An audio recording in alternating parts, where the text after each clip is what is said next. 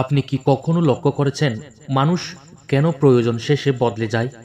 যতক্ষণ আপনার কাছে কারো কোনো স্বার্থ আছে ততক্ষণ আপনি তার কাছে খুবই গুরুত্বপূর্ণ।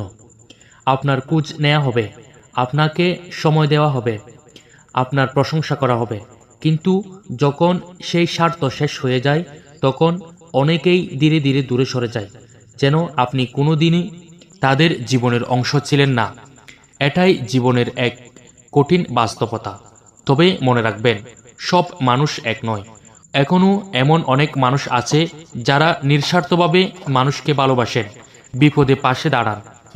তাই কারো স্বার্থপর আচরণ দেখে নিজের মূল্য কখনো কম ভাববেন না, বরং নিজেকে এমন একজন মানুষ হিসেবে গড়ে তুলুন যার পরিচয় হবে সততা, মানবিকতা ও সুন্দর চরিত্রের মাধ্যম।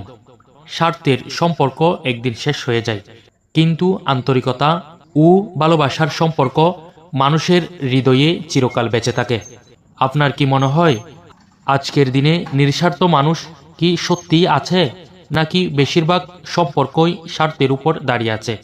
আপনার মতামত কমেন্টে জানান।